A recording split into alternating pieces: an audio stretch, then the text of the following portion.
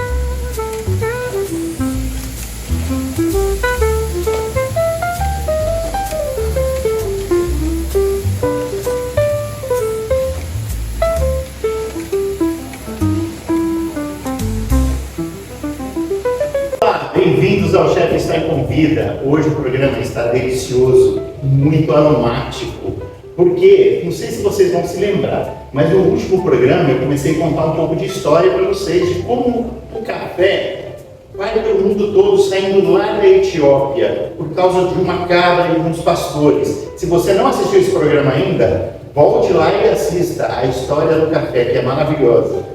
E hoje a gente vai dar continuidade a essa história, porque ele sai da Etiópia, percorre o mundo, vai para Veneza, vai para toda a Europa, aí chega no Brasil, pelas Guianas Francesas, com uma história de amor maravilhosa, entra no Grã-Pará, desce o Maranhão, vem para o Rio de Janeiro, vai para o Vale do Paraíba do Sul e depois sobe a serra e vem para São Paulo. E é nesse momento que o programa de hoje começa, porque eu estou aqui com o Ricardo Rufino, ele é do Aromas de Bragança, em Bragança Paulista, e ele vai contar para a gente um pouco dessa história hoje, como é que o café sobe a serra, a importância comercial e cultural que isso acontece. Exatamente. Muito obrigado pelo convite, Ricardo. Foi um prazer é meu, né, receber vocês. Contando um pouco da nossa história, né, aqui a gente está numa fazenda, situada em Bragança Paulista, essa fazenda de 1870, sempre foi um grande produtor de café. E a nossa região, né, foi uma região muito rica em café, em plantação de café. Tanto que a linha férrea, que hoje passava-se aqui, né, hoje não passa mais, foi trazida pelos coronéis, pelos barões do café, para poder fazer o escoamento das áreas produtivas aqui da nossa região. Aqui na nossa fazenda a gente tem uma base, né, de uma linha férrea, onde conta a história da nossa região. Tanto que Bragança Paulista tem um brasão da cidade com as cores de café. Ah, isso é interessante, eu vou colocar isso para vocês. Agora me conta um pouco, Ricardo, o terroir de Bragança Paulista é adequado para o café? Sim, o terroir de Bragança Paulista hoje é um dos melhores terroirs que a gente possa ter para a produção de café. Aqui a gente tem uma altitude muito boa, né, para a produção de cafés arábicas. Para quem não sabe, o café ele tem 5 plantas diferentes, né? Mas são conhecidas são o arábica e o robusta. Na nossa região, que domina é a arábica. A gente não tem tantas plantações de arábica e robusta, pelo contrário, só arábica. Qual a diferenciação? O arábica tem menos cafeína do que o robusta, mas ele tem 23 cromossomos a mais do que o robusta. E dão as nuances, acidez, doçura, corpo, tudo isso influencia com uma boa bebida. E ele traz notas de frutas, de flores, diferenciados do Robusta, né? Ele é mais rico em oferecer algumas coisas. Exatamente. Em contrapartida, o Robusta ele é muito usado no café solúvel, né? Também. Ele traz mais corpo também, Sim. não é? O Robusta, na verdade, ele produz 2 vezes mais coragem. Né? E o Robusta ele não tem tanto cuidado porque ele é mais resistente a doenças, né? Mais forte, né? Mais forte. Ele não gosta de frio, então por isso que ele só foge um pouco da nossa região. Nós estamos falando do Robusta. Do Robusta, do Araca já não. O Araca já gosta mais, aguenta mais temperaturas frias. Não um tom de frio também. A gente sempre precisa de altitudes para se produzir. Hoje, né, com a tecnologia, a gente consegue produzir em lugares mais baixos. Porém, sempre buscar cafés especiais de Araca em altitude, lugares onde a oxigenação, né, desses grãos vão ser melhores para que ele possa dar uma bebida melhor. Aqui na nossa região, graças a Deus, a gente tem alguns prêmios, um dos melhores cafés do Brasil, um dos melhores cafés do estado de São Paulo. A gente vem trilhando a qualidade do café. Ricardo, eu queria, nesse momento, te perguntar isso um pouco. Como nasce o sonho dos aromas de Bragança? Conta pra gente um pouquinho. Na verdade, assim, nós éramos funcionários da fazenda, passamos a ser retratários, criamos a nossa própria marca e trabalhamos ao invés de quantidade e qualidade. Hoje a gente tem um dos melhores cafés do Brasil, né, como estava dizendo, um dos melhores cafés do estado de São Paulo, e a gente vem buscando cada vez mais melhorar a nossa qualidade. Com manejo, né, entendendo um pouco também das espécies que tem dentro da área, são mais ou menos 150 espécies dentro da área. Então, trazer para o nosso terroir, ver o que mais se adapta. E essas espécies, elas precisam ser estudadas com o terroir perfeito para que traga a melhor qualidade possível do grão. A gente tem alguns laboratórios, né, alguns órgãos que desenvolvem essas espécies, o IAC, o próprio café e algumas outras, que fazem esses cruzamentos genéticos para chegar nessas plantas. E aí a gente vai estudando para ver qual melhor se adequar ao nosso terroir. Aqui a gente tem o Ubatã, que não é uma variedade tão utilizada por aí para qualidade. O Ubatã. O Ubatã é uma variedade que não é muito utilizada para qualidade aí para fora, mas a gente consegue fazer uma boa bebida dele. A gente tem o Bourbon amarelo, a gente tem o Arara, que é uma espécie nova que nós estamos fazendo. Então são meios que nós buscamos para deixar não só o café especial indo para fora, mas deixar ele dentro do Brasil, sobre a nossa marca de Bragança, sobre a nossa curadoria. Né? A gente sempre foi um grande exportador de café, a fazenda em si. Para quais são os lugares exportados, Ricardo? Era uma gama. Já foi para a Ásia, Japão, já foi para Itália, né? Europa, Canadá, Estados Unidos, os que mais buscam café. Então a gente já rodou um pouco esse mundo aí. Né? A gente tem um know-how bem grande na questão da exportação de café. Maravilha. E me fala um pouco, a gente estava vendo a torrefação, hoje é um dia de torrefação aqui. Me fala sobre um processo de torrefação, como é que acontece? Só para contextualizar, o café passa por mais ou menos 25 processos até chegar na xícara. A torrefação é um dos últimos processos. O último processo é vocês fazendo café na casa. Né? E degustando essa delícia. Exatamente. Conhecido como luto negro. Né? A torrefação nada mais consiste em pegar os grãos verdes, fazer o melhor processo de torrefação para manter os óleos essenciais do café, os açúcares essenciais desse café para que ele não perca. Nosso trabalho como produtor é simples, é criar escadas, né, para que o café não caia a qualidade para chegar na xícara. O que acontece? O café está maduro lá, 100% maduro, 100% da bebida dele. Quando a gente tira do pé, a tendência dele é só cair. Então a gente vai criando degraus, sistema de lavagem, sistema de secagem. Por isso tem que ser rápido esses processos. Não só rápido, mas cuidadoso. Sim. Não interessa ser mais qualidade, rápido, não. né? Exatamente, com qualidade, sempre criterioso, fazer os processos sempre certinho. O café não adianta você querer correr com ele. Tá? Não adianta. Ele tem seu tempo. Tem seu tempo. Então, vou acelerar o processo, vai perder. Tá? Hoje a gente tem outros meios de fazer café, não é mais só o cereja descascado, do cereja natural. Hoje tem fermentações, né? Hoje a gente tem meios que fazem um café também melhorar na bebida. Então são vários processos até chegar na xícara. Né? E um desses processos é a nossa torrefação. Essa torrefação, né? Vocês vão acompanhar aí, é uma torrefação meio exclusiva, só tem duas no mundo. É uma torrefação onde ela tem todo o transporte, ela já é uma torrefação automática, onde eu gravo a receita e ela faz sozinha, né? Tanto que ela está do lado, É um robô. Exatamente. E ela é uma torrefação alemã, né? E ela foi desenvolvida pelo atual proprietário da fazenda e foi instalada aqui nessa sala. Então a gente tem todo um cuidado de 5 quilos por vez para levar o melhor que o café tem até vocês. Maravilha. Por isso esse aroma maravilhoso que está aqui, por toda essa sala. Né?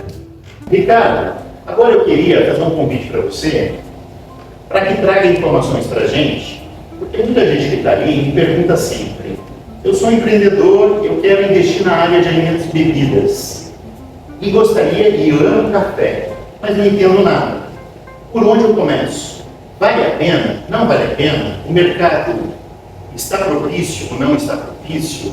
O Mercosul vai nos ajudar ou não?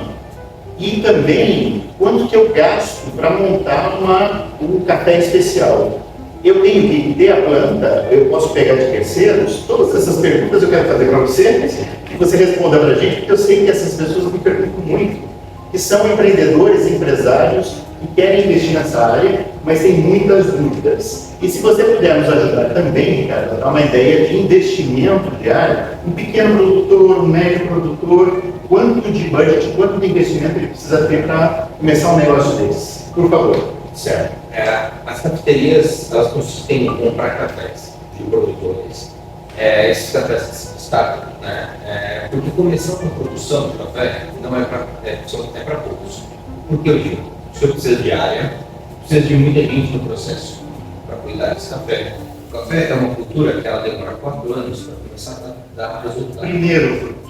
No 3º ano, o senhor já consegue uma colheita, mas o 4º ano vai ser onde o pé já está adulto e ele vai começar a produção. Então você tem que ter fôlego e tem que ter budget para poder aguentar todo esse período de investimento numa fazenda de funcionários e de adubos e tudo mais para poder esperar essas plantas darem esses frutos, correto? Exatamente.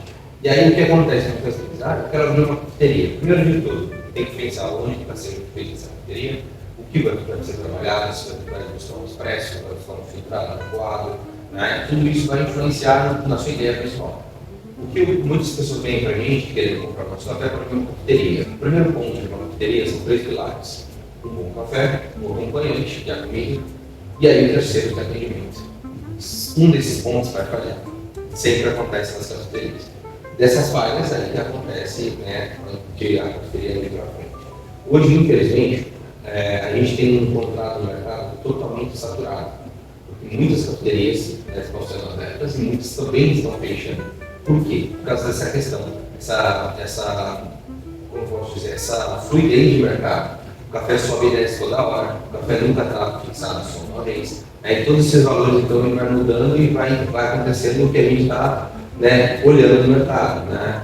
Falta de empregados, né, que é uma coisa que a gente tem. Isso, na área de alimentos e bebidas, isso é uma constante, falta de mão de obra. Acredito que para uma fazenda, o plantio, colheita, deve ser pior ainda, né? Esse processo. Para vocês terem uma noção, a gente tem hoje 6 funcionários. A média de idade dos nossos funcionários são 56 anos. Geração Z não quer ir lá no campo buscar. É uma coisa que eu falo, eu entendo perfeitamente, porque não é fácil. Não é fácil. Mas, porque está no sol, né, tem todo esse processo. Mas eu acredito que, assim, falta, né, pessoas querendo trabalhar lá no campo, mas hoje tem empresas que são CDs, assim, que buscam mais pessoas para trabalhar em vários turnos, 3 turnos e tal. Então o pessoal está fugindo do campo. Para a gente, infelizmente, é uma dor de cabeça. Mas aí, graças a Deus, a gente tem tecnologia, né, de tratores, né, de maquinário para poder fazer com que diminua um pouco essa falta. O café é diferente de outras culturas, você precisa da mão de obra, você precisa de alguém lá trabalhando ele. Então, por exemplo, isso a inteligência artificial não vai fazer. Vai precisar dessa mão de obra. Ainda não. Existem alguns maquinários que já estão interligados com satélite, você não tem mais motorista, né? E acho que o futuro é esse, né? A tecnologia, a IA, você vê positivamente na área de café? Com certeza. A gente já tem alguma priorização de drone, né? Que já é com satélite também. Mas na nossa cultura do café, as pessoas têm que entender que é muito difícil isso. Por quê? As fazendas que são planas, elas não plantam café. Elas plantam cultivares brancos, que são algodão, milho, soja, né, soro, e eles vão para essa área. O café ele é plantado em mais ribanceiras, né? Em terrenos mais... E a estratégia de extrair esses grãos é completamente diferente do que o plano. Né? Exatamente. Tem uma estratégia de maquinário, de pessoas, de equipamentos compatível com esse ângulo da montanha. Né? Exatamente. É aí que a gente chega num ponto que essas máquinas não podem, entendi, elas não conseguem chegar lá. Então, por isso que a gente tem essa dificuldade de levar a tecnologia, né, com mais aptidão, assim, né, mais pontual na agricultura. Você acha que vai demorar um pouco mais para chegar? Mas está acontecendo. Devagar eu acho que o caminho vai ser legal, vai chegar. E assim esperamos, né? Assim todo mundo espera, porque é uma cultura tão bonita, né?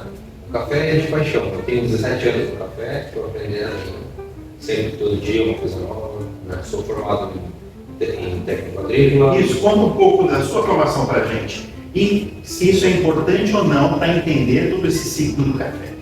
Eu sou formado em técnico agrícola, na minha fazenda, só não trabalhei em 2 setores, foi colhendo café e no cereador, o resto do estudo. Eu conheci todos os processos até chegar onde eu estou, né? Tanto questão de qualificação, né? De degustação, prova, né? De classificação, então eu passei por alguns processos. Hoje eu sou provador, degustador, classificador de café, né? Barista. Isso você buscou conhecimento próprio ou você foi buscar cursos?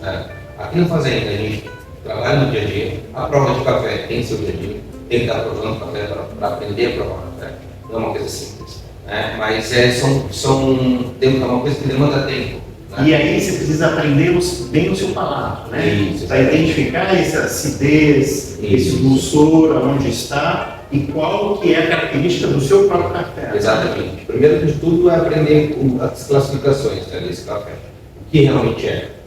A gente tem dois sistemas de prova, o COB e o RIAD, o zona verde, apenas mora simplesmente mora, e tem o duro no meio. E aí depois a gente tem a SCA, que é uma pontuação de 0 a 100, né, e depois os cafés especiais são acima de 80 pontos. Aprender isso é o básico. E aí depois vem toda uma gama, né, de cafés fermentados, cafés naturais, cafés que vai, só com o tempo o senhor vai conseguir pegar no paladar, né, e poder pegar nas nuances, olfato e paladar. Você acha que isso é mais com o tempo para a prática? Você estava me contando um pouco da sua formação. Então, você tem essa formação, tanto técnica, de estudo, que você foi atrás, como essa experiência do dia a dia. Sim. Essa junção dos dois é que traz esse equilíbrio aí para você qualificar esse seu café ou equilibrar esse café a um patamar muito bom. Isso, Aqui a gente trabalha primeiro a qualidade dos nossos grãos, depois a gente manda para esses órgãos, que são as competições, para eles avaliarem. E lá a gente vai ter uma avaliação técnica, mais, né? Porque é um selo. Então não sou eu que estou dizendo, são especialistas da área, realmente. Que fazem essa avaliação. Exato. Tanto que aqui isso é pago? As competições são pagas para mandar amostra, né? E aí quando classificado, o senhor consegue ganhar não só lucro, né, nessa questão de vender o café, mas o senhor ganha visibilidade do seu produto. O Armas, por exemplo, ele tem 8 títulos de estado e 3 vezes nesses últimos anos classificado entre 10 melhores cafés. Então essa é uma dica boa para quem quer entrar nesse universo do café. Participar desses campeonatos, concursos, que isso te dá um retorno. Esses sérios, né? Sim. Devem ter a agenda do ano, dos mais respeitados, né? Isso vai te dar meio que esse selo de garantia que, olha, eu fui avaliado por quem entende, é Exatamente, isso? Vai te dar uma chancela de realmente você estar trabalhando no caminho certo, né? Fazendo um produto sério. Isso também deve abrir mercado, né? Com certeza. E, cara, agora eu queria saber um pouco, como a gente está conversando isso sobre investimento, essa questão. Quanto mais ou menos alguém nessa área gastaria para começar um negócio de café ou de um maior, uma fazenda e tudo mais? Isso vale a pena? Falando em cafeteria, vai variar, né? Da onde o senhor está, São Paulo, né? Grandes capitais, o custo vai ser maior. Bem maior. Varia muito, mas acima de R$140 mil. E Isso para uma pequena cafeteria. Uma pequena cafeteria, né? Com atendimento. Se for comprar uma máquina dessa, vai pagar no mínimo R$80 mil. Essa é uma italiana, né? Famosa. Essa é uma Marzocco, uma das Ferraris das máquinas. Essa é considerada até a cor, né? Considerada uma Ferrari. Isso. Ela é o quanto no mercado? 80 mil? Varia, mas uma usada no mercado uns 80 mil. Usada aqui. Esse é um Malcone, um moinho, ele também vai descer o preço um pouco alto, mas hoje você tem a opção de alugar os equipamentos, né? Você não precisa dar essa tacada, só que questão de estrutura vai ter que ter uma estrutura bacana para poder conseguir segurar a demanda, porque cafeteria demanda. Né? E dar essa experiência para o seu cliente. Exatamente. Uma conta rápida, simples, 1 kg de café você faz de 80 a 100 cafés, certo? Se o senhor paga, vamos chutar, R$100 o quilo, o senhor está pagando R$1 por café. Essa é a conta. Esse é o custo. O custo só de café. Mas esse é um café de boa qualidade. Já é considerado de boa qualidade. Se fosse o nosso café, é um pouco mais caro, né? Mas mais ou menos só para vocês terem uma noção. Então você tem o custo do trabalhista, você tem o custo da água, da energia, tudo isso tem Imposto, aluguel, tudo isso você tem que colocar no café. Beleza, tudo isso. Então, você está dizendo, Ricardo, que o lucro no café não é tão grande. Você tem que realmente saber gerenciar as suas contas. Exatamente. Porque é uma área de serviço que envolve muitos custos. Muitos processos. Hoje é muito caro. Exatamente. Aí o senhor tem tudo isso tem que estar incluso no custo, né, da tua cafeteria. Então o senhor vai ter a mão de obra. Eu quero abrir esse lugar a tal hora. Então o senhor tem que ter funcionários, treinados para poder. Se é um turno, 2 turnos, tudo isso influencia a sua folha de pagamento. Com certeza. Se o senhor tem uns coffee lovers, que o pessoal anda, né, buscando cafeterias de cafés especiais. Então o senhor vai servir um café bom. Como é que eles chamam? Coffee lovers. Coffee lovers são. Você é um coffee lover? Coffee lovers que eles saem buscando os cafés, né, de melhor qualidade. Então isso tudo vai influenciar, né, para que a gente tenha uma boa bebida, né, então que o café realmente ele é premiado, ele tem que entregar isso, né, através da bebida. Então uma das coisas que a gente mais sofre, né, porque a gente vem um café especial, a gente, depois que sai da nossa mão, a gente já não tem mais controle. O que a gente pode fazer é ensinar a pessoa a fazer. Mas qualquer processo que ela vai dar diferença na bebida. E aí ela vai achar que o café é ruim. E às vezes não, às vezes pela forma que ela fez. Então tudo isso a gente tem que estar em cima, treinando, mostrando como é que é feito o processo. Porque depois que sair, não tem mais coisa. Ricardo, você me falou um pouco que o ciclo do café, do primeiro mudinha plantada, demora em torno de 4 anos para colher os primeiros frutos, correto? No terceiro ano ele já tem uma colheita, mas ela não é tanta, né? E aí o senhor vai ter uma colheita no 4º ano, que vai ser a colheita do pé já adulto, né? O café ele é uma doideira porque ele é bianual. Um ano ele produz muito, o outro ano ele produz menos da metade. Então aí que o produtor sobe. Então essa é a doideira do café. Se esse ano ele for carga máxima, o outro ano ele vai quebrar. Isso é sempre assim. O que a gente pode fazer é manejos, né? Pegar várias áreas diferentes e estar trabalhando para ter sempre equilíbrio de produção e média de produção. Exatamente, para que não seja tão defasado. Por exemplo, se o senhor pega uma fazenda com 1 milhão de pés de café, ela tem que produzir 6 mil sacas, 7 mil sacas. Se ela produzir 7 mil sacas, ela vai, no outro mês, no outro ano, ela vai cair para 2.500 sacas. Uau, vai 3 mil sacas. E é 3 mil sacas no máximo, então vai ter uma diferença muito grande. Só que o investimento continua o mesmo. Né? Porque o adubo, o senhor coloca, vai ter que ser o diesel, o gasto com pessoas, né? Então tudo isso vai continuar. Então o senhor tem que ter uma média sempre boa para que mantenha a fazenda saudável. O que é manter a fazenda saudável? Conseguir adubar, conseguir pagar os funcionários, conseguir pagar diesel e ainda investir mais para que aquela planta volte a produzir o ano que vem. E me fala um pouco desse ciclo da planta. Esses 4 anos ela dá esse fruto, primeiro ele fica vermelho no pé, verde, vermelho, depois. Na verdade o café tem 2 variedades, né? Vermelhos e amarelos. Então às vezes ele pode ficar amarelo também, passa no processo de verde para maduro vermelho ou amarelo. Em que momento a gente colhe ele? Sempre a busca do produtor é colher ele vermelho ou amarelo. Mas pode acontecer, porque assim, o café é uma cultura que ele não chega a todos maduros ao mesmo tempo. Então vai ter café verde, café maduro, café boia, ou passa, né? Passou do maduro, vai estar no pé. Então quando a máquina passa, ou a pessoa passa na mão, ela vai tirar todos esses grãos. Tudo junto. E aí vem um outro processo que é o sistema de lavagem, onde a gente vai separar esses grãos. Os os grãos verdes, os grãos maduros e os grãos boias, que boiaram na água ou boiaram no processo ali para tirar o passo. Separando esses grãos, a gente já tem uma separação de qualidade. O verde é uma bebida verde, o maduro é a melhor bebida que a gente está buscando, e o boia ele pode beber bem ou ele pode virar, pode dar uma bebida ruim. Então, separando esses processos, a gente já tem uma separação do que a gente realmente quer. Né?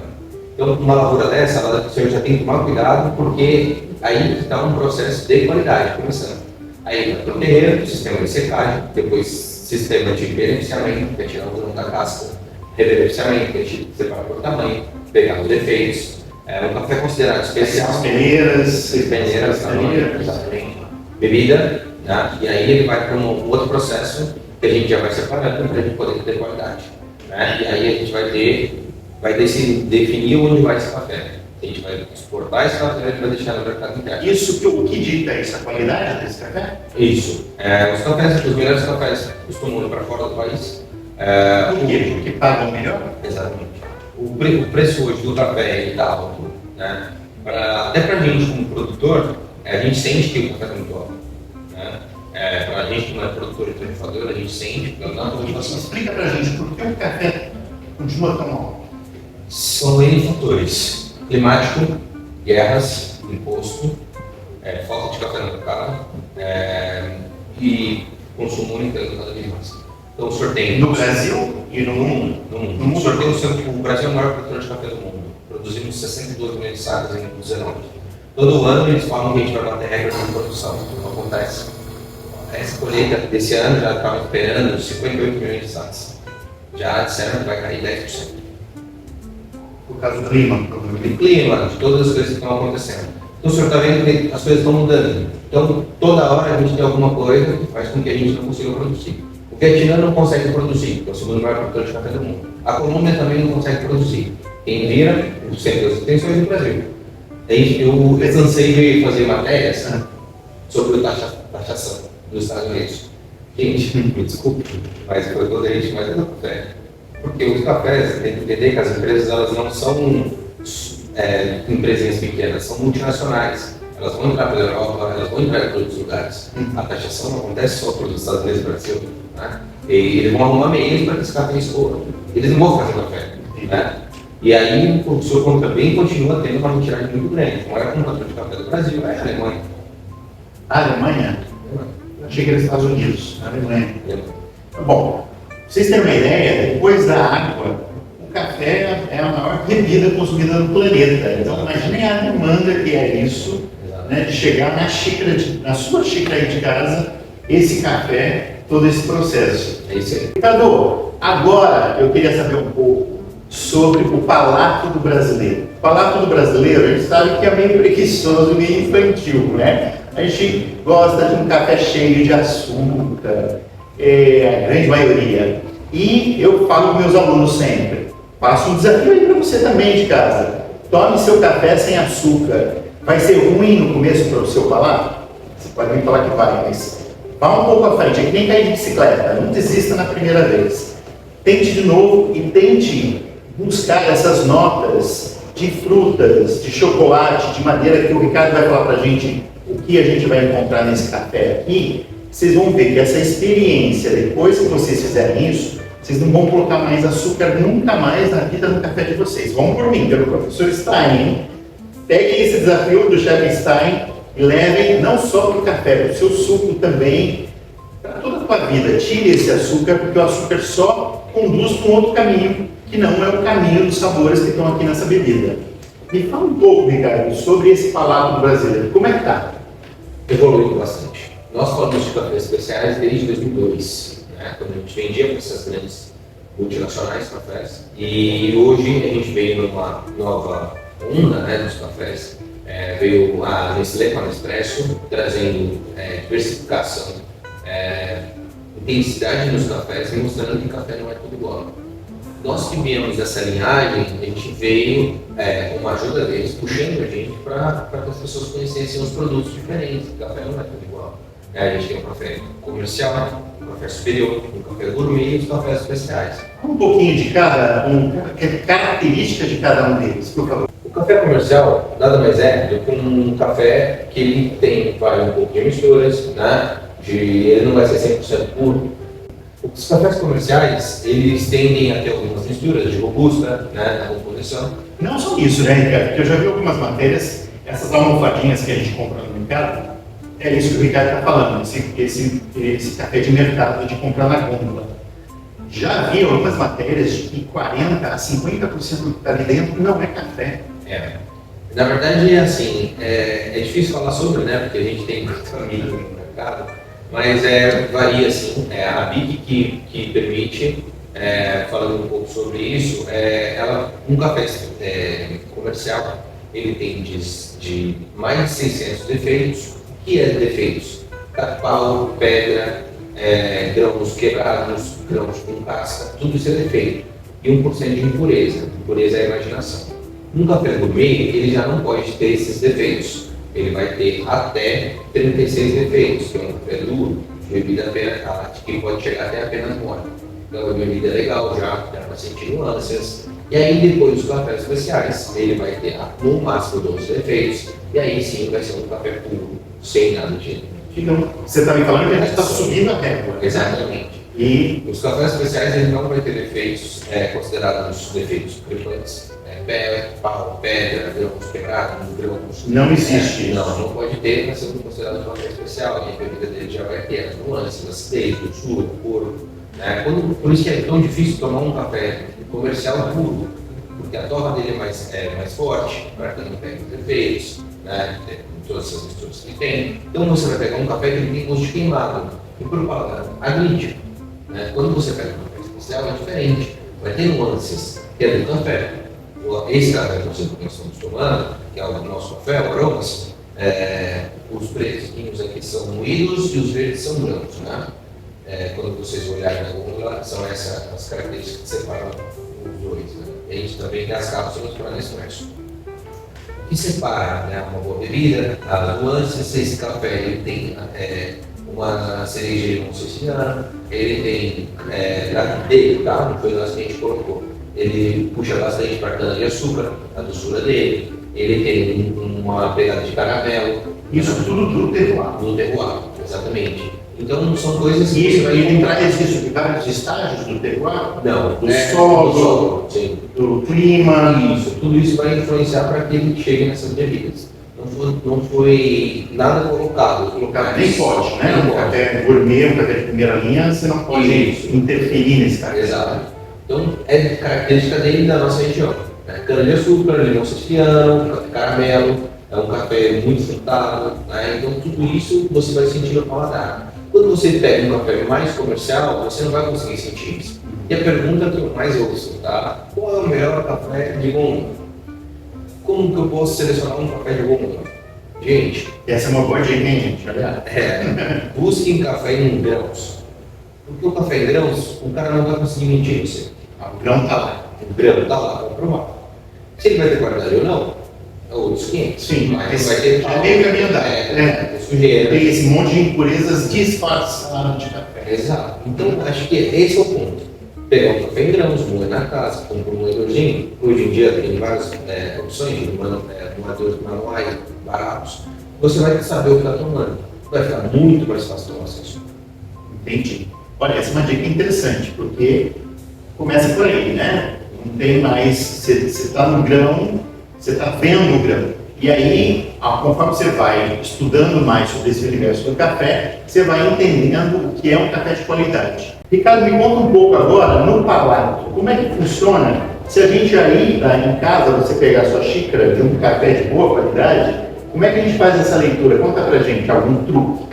Mais ou menos, né, para a gente entender melhor. A acidez sempre vai pegar mais aqui atrás, né? Quando você pega aquela acidez. Lateral aqui. O peso da língua é o corpo do café, e quando você está salivando, significa que o café tem uma doçura. Então o seu paladar entende a sua doçura, né, e ele fica puxando junto com a acidez, né? Tudo isso vai criar esse aspecto gostoso do Temos taninos no café? Alguns taninos, mas eles não já buscam mais para cafés não tão bons. Né? O tanino já é uma condição não tão boa. Não tão boa, exato. O que a gente vai buscar em cafés são sempre um café frutal, mais frutado, mais floral, né? Sempre vai buscar. E a madeira, o chocolate, nozes. Madeira já pode ser questão de torra. Se a torra estiver muito fresca ou a torra estiver ruim, vai pegar madeira. Já não é bom. Tá? Diferente do vinho. Né? O vinho você busca uma madeirada, diferente do café. O café, se o senhor achar madeira, já tem algum problema ali. Entendi. A gente sempre vai buscar as nuances que realmente existem assim, né? Que a gente pode ver que são frutas. Frutas, família de flores. Isso. Açúcares, Sim. Mas tipo assim, compota também? Sim. Mais doce? Sim. Ou mais suave? Sim, sim. A gente vai sentir bastante, assim. Se pegar um café muito doce, o senhor sente no paladar. Se o senhor cheirar, depois que acabar esse café, se o senhor cheirar a xícara, tá doce, sem conta açúcar. Então, isso eu lembro que eu tomei da Etiópia, um café, lá em São Paulo, e a primeira vez que eu tomei, parecia mel na boca, de tão doce. Né? Depois então, tem muito parecido com o vinho, isso de colheita tardia, deixa o açúcar, ou é a genética do grão? Tudo influencia, a genética do grão, aonde foi plantado. A técnica. Exato. Os cafés da Etiópia costumam pegar muito mamão papaya. Né? São cafés que têm a característica muito marcante pelo mamão papaya. A doçura deles é muito marcante pelo mel, né? Então são algumas coisas, algumas nuances de cada região. Né? Se você pegar cafés do Cerrado, já tem sua característica, o Mantiqueira, de Minas já tem sua característica, né? O café do Caparaó já tem sua característica. Então cada lugares onde se são plantados esses cafés, terroirs, vai dar sua nuance. Então esse é um grande programa legal para se fazer, para se conhecer cada vez mais a região, as características, o grão. É uma junção de tudo junto e misturado e tem o produtor, tem o barista, o trabalho dele, né? Que a gente vai falar sobre baristas aqui. Qual é o trabalho do barista? Qual a importância dele, qual a importância de uma boa máquina, uma máquina mediana, qual o resultado final desse café. Tudo isso vai importar na qualidade do café. Sim, né? Então são muitos fatores, né, que envolvem. Exatamente, falando assim, né, sendo bem direto, comprem o nosso café, o Aromas, comprem cafés diferentes, provem cafés de diferentes regiões, para entender que café não é tudo igual. O senhor vai pegar um café com a mesma pontuação, com nuances totalmente diferentes, com sabores totalmente diferentes. Então, tomem cafés diferentes. Não, e tudo bem, porque essa é a proposta. Exato.